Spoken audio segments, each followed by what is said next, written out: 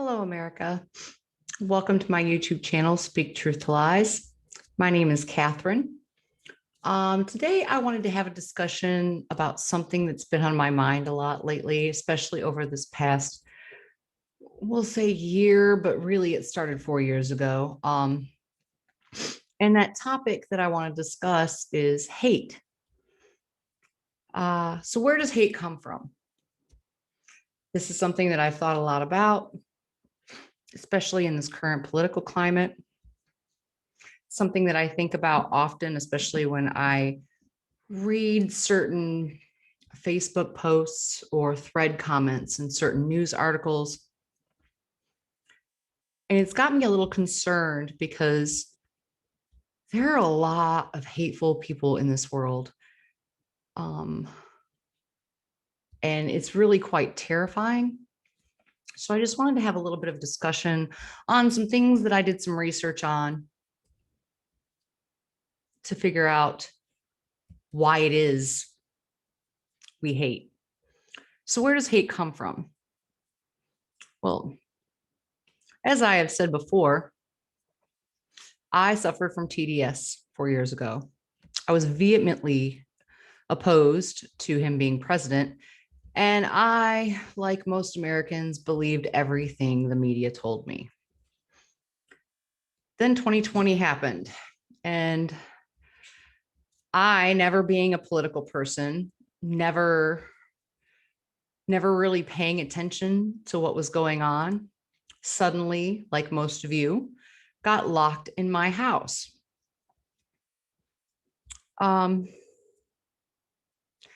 One of the things that I started paying attention to at the beginning of this whole shutdown was I started watching President Trump's speeches. And then I would start paying attention. I started paying attention to how news outlets on Facebook and on TV would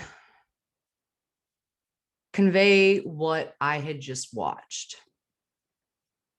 I would watch the things that he said being twisted around to fit the narrative of what they believed Trump was.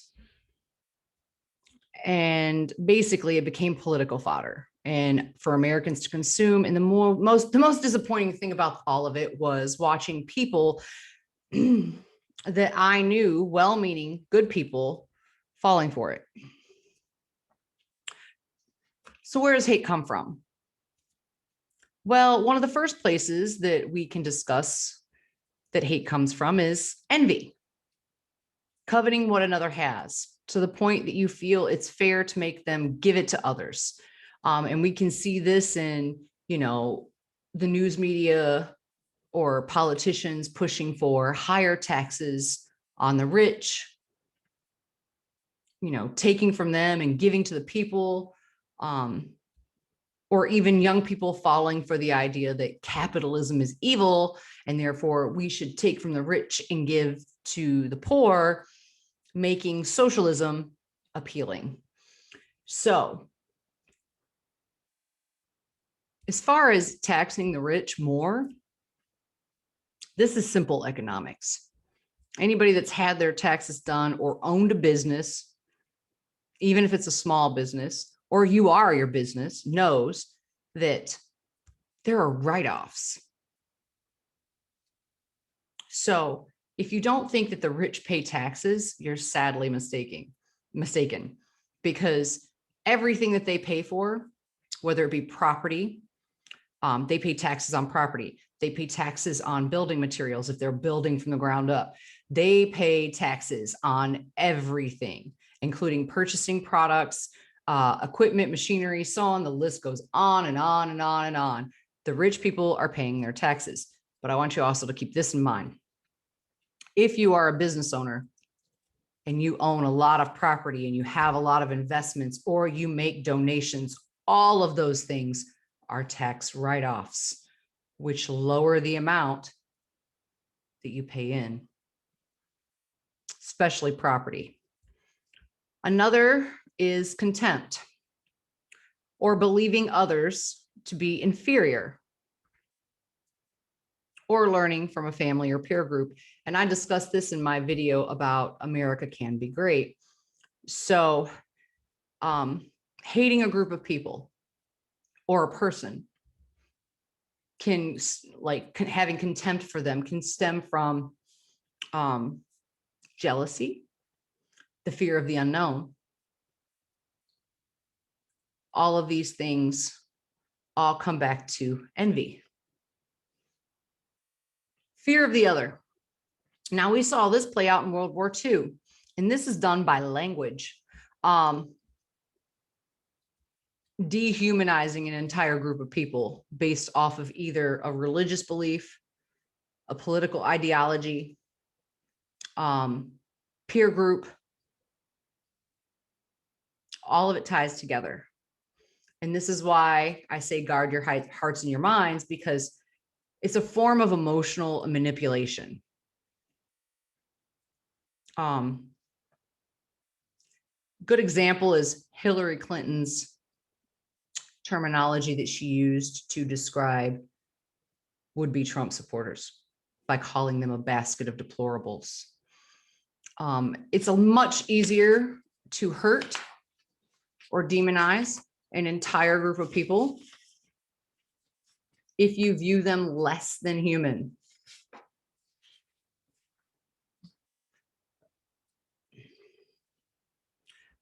Another thing, another place where hate stems from is fear.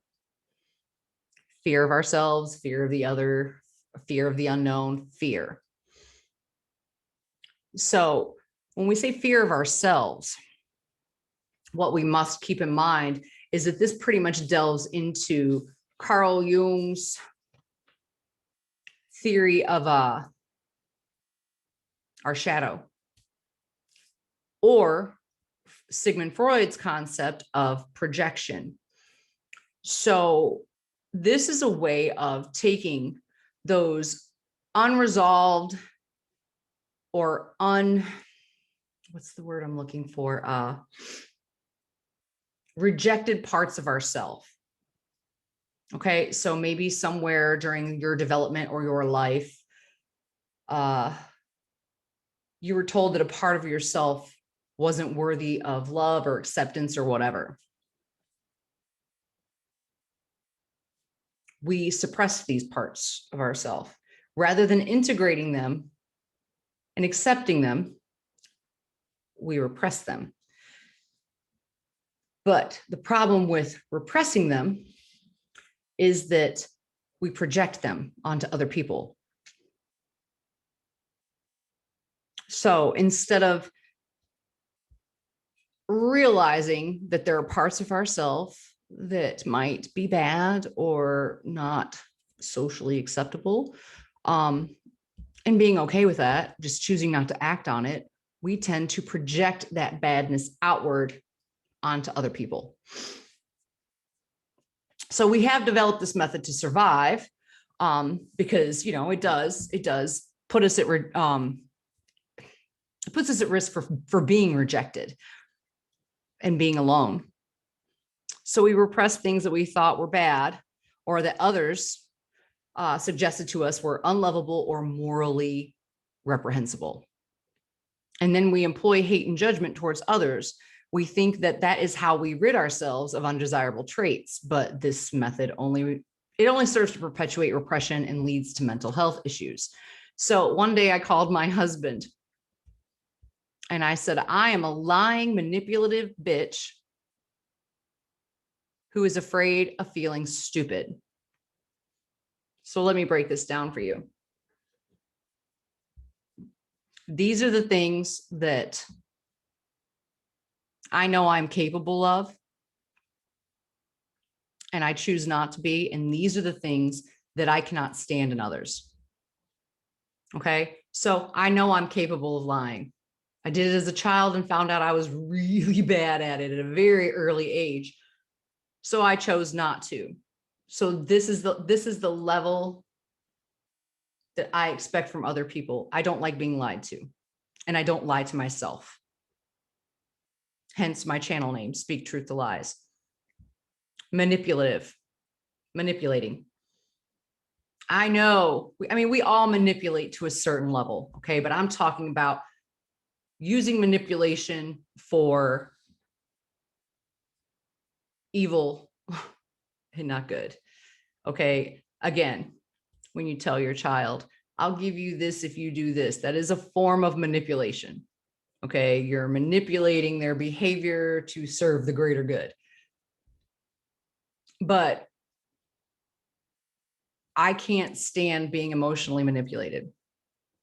And I probably learned that from my husband, because if you want to piss off my husband, try to manipulate him.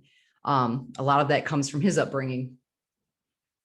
His mother was very manipulative, used her love to manipulate. My mother did the same thing with me as well. My mother used my love for my sister to manipulate me into staying in a situation rather than going and making a different decision. And this is where manipulation can be used for bad.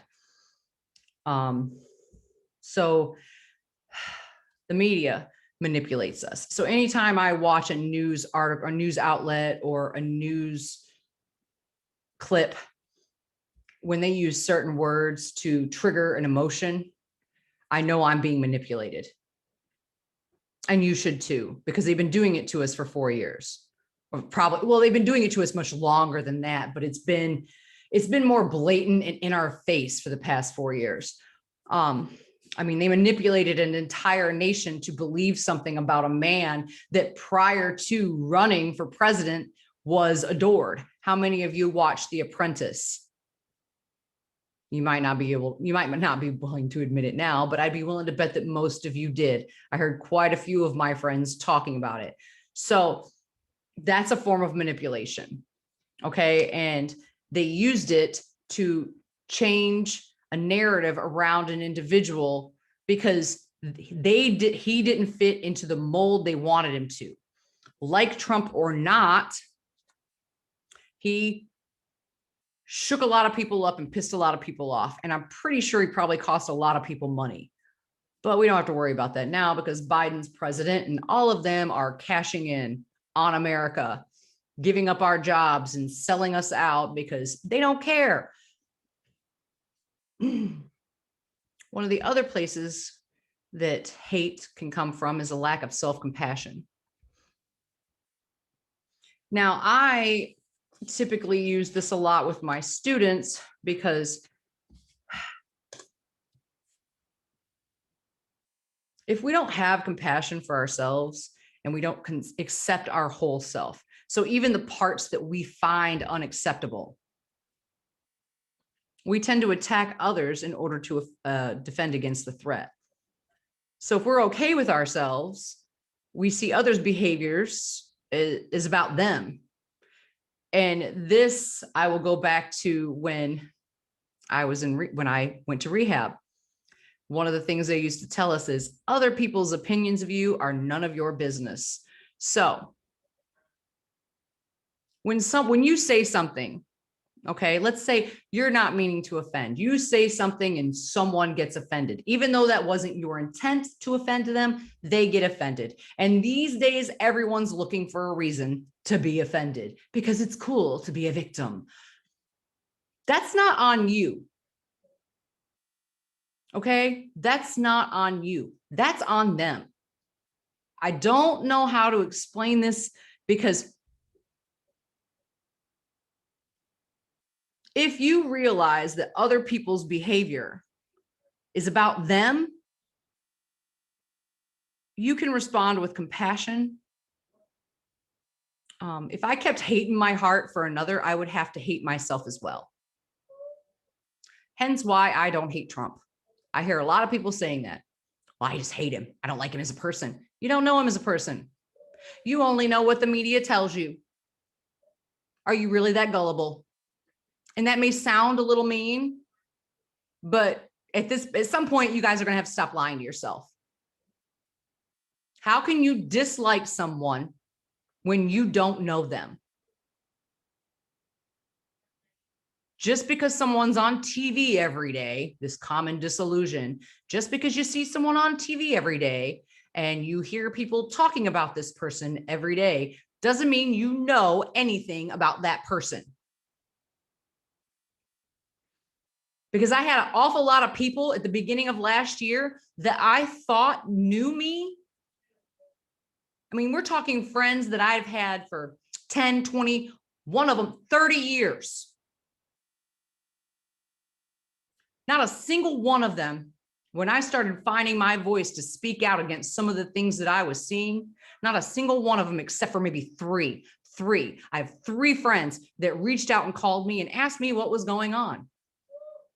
I had some guy that I didn't even know screenshot and crop a comment I made to paint a completely different narrative, because when you remove the context from something, it changes the story, and start a smear campaign on Facebook calling me a racist.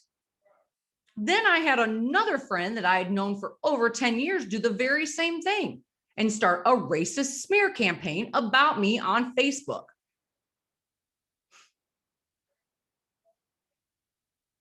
So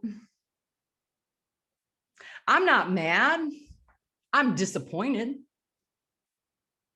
I'm very disappointed. I've lost a lot of friends over this last year. Why? Because they liked Kat better when she was high and she didn't have an opinion. And I'll say it over and over again. I made 2 promises to myself this year to live into both of my core values of courage and integrity. What are your core values? What are the principles that you stand for? Because I can tell you mine. I stand for individual rights and freedoms. I don't believe in identity groups. If you subscribe to identity group mentality, you're part of the problem, not the part of the solution. You need to adjust your values. I believe in freedom of speech. And keep in mind, freedom of speech doesn't protect the things that you agree with. It protects the things you don't agree with. And we're seeing an awful lot of that in the news right now, with wanting to shut down conservative networks for spreading misinformation. Oh, let me guess, misinformation is information that you don't agree with? That's not how this works. We cannot have a healthy society without voices of dissenting opinion. Not everybody is going to agree, but unfortunately, we live in a world now where everybody has to agree with the way you choose to live your life and everything else. And since when? Since when did you need approval from anyone on how you live your life? You don't.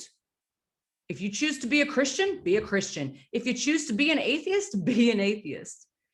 Let your freak flag fly. But that doesn't mean that your neighbor or the person down the street or Joe Schmo up the block has to agree with what you're doing. Does it make you happy? At the end of the day, that's the only thing that matters. I am so sick of seeing this. Everyone has to accept that I'm this and I'm that and I'm this. No, they don't. No, they don't. Only you do. And I will liken this to the lessons that I teach my child, and that I'm pretty sure most of my friends do.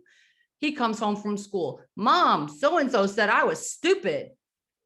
And I would just simply look at him and say, well, Caden, are you stupid? And he's like, no. I'm like, well, then who cares what so-and-so said? The only opinion that matters at the end of the day is the one you have of yourself. And if you can look at yourself in the mirror and honestly say, today I did my best, then that's all that matters. And then the only thing you can strive for is to do a little bit better the next day, and the next day, and the next day, and the next day. So it is only when we learn how to hold ourselves with compassion that we may be able to demonstrate it toward others. And there's an awful lot of people that I know that are just like, I'm just so glad he's out of office. Well, that's great for you, but you're not paying attention right now, and this world is turning to shit. I've seen all of this happening, which is why I chose not to vote for Biden. Everything that is happening right now, everything that I am trying to warn you to guard your hearts and your minds against, I saw coming, which is why I voted for Trump. Because I could not support an administration that is literally looking to undo everything that America stands for. We are not a perfect country by any means, but we have taken great strides. And we are only going to continue to move forward if we can stop with all this racial division, sit down and have a conversation and figure out a way of solving these issues. Critical race theory is not the answer. Teaching our young children how to be little political activists that are racist, because this whole, you can't be non-racist, you can only be anti-racist. Anti-racist is racist. Everything that these people write and spew is to undo reality. They've literally reinvented the concept of racism. That's all they've done, because it's big business.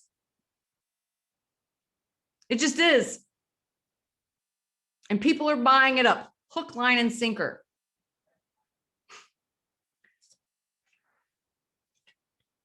You know, I really am worried that if more people don't start speaking up against the BS that is going on in this world right now, our children are going to be lost. And that concerns me. They're trying to steal their innocence. The great thing about kids is that they don't have to worry about politics. They just don't. They don't have to worry about political or social political issues, none of those things. They're just kids. They don't see color. They don't. Like I said, in Make America Great Again, you watch a group of children play, little kids on the playground playing. They don't care. They do not care. They're little bastions of light and love and hope, and they just love. And unfortunately, with this administration and critical race theory, they want to teach our kids to hate. They want to teach our kids to hate themselves. They want to teach our kids to hate each other by labeling them as oppressors or oppressed. They want to teach them to hate everything that America stands for, Western thought and values, the Enlightenment, you know, all of those things that have made this country what it is, basically have made this whole world, because every country in the world has adopted Western values for the most part, except for China. And there's a reason for that, because it opens up intellectual thought and discourse. It opens up technology and creation and creativity. And all these people, all they care to do is destroy. They seek to destroy. They are not creators, they are destroyers. So ask yourself, what are you? Are you a creator or are you a destroyer? What are your core values? Because mine are integrity and courage. And I would encourage you to join me in this fight, to speak out against the nonsense that is literally plaguing our world.